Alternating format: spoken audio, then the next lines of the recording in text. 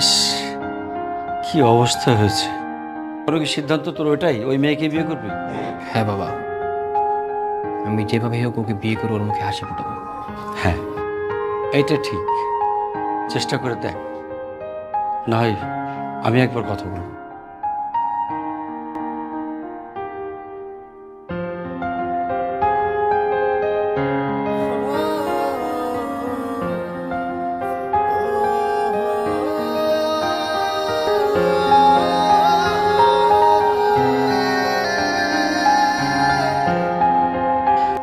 ফারিয়া দাঁড়াও।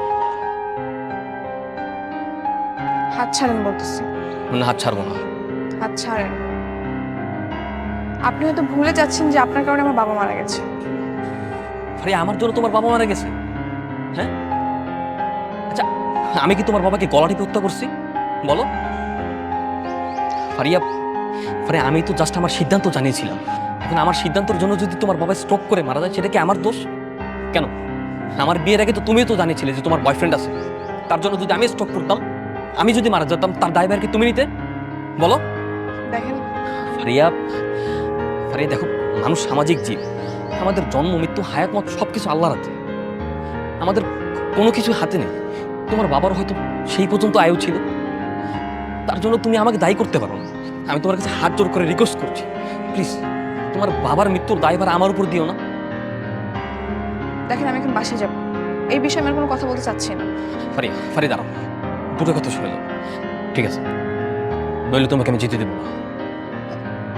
হাত ছাড়েন, আশেপাশে সবাই দেখতেছে। দেখো, আমার কোনো কিছু যায় আসে না। প্রয়োজনে তোমাকে আমি জড়িয়ে ধরবো, বুকে জড়িয়ে ধরে শক্ত করে চেপে রাখবো, তাও আর ছাড়বো না।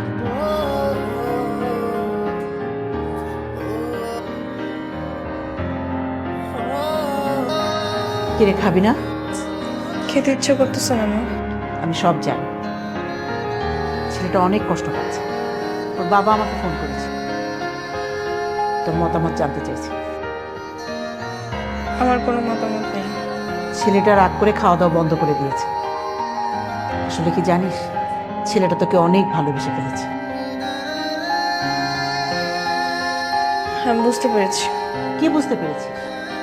ছেলেটা রাগ করে না খেয়ে আছে সেটা, নাকি ছেলেটা তোকে ভালোবেসে ফেলেছে সেটা?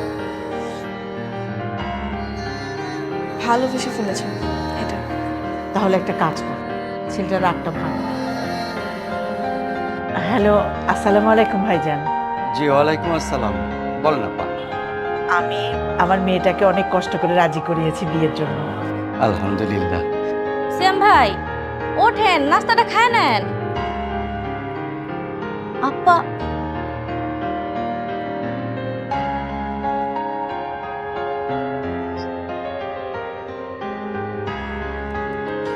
কি ব্যাপার রহিমা, তুমি আওয়াজ করছো কেন? উফ!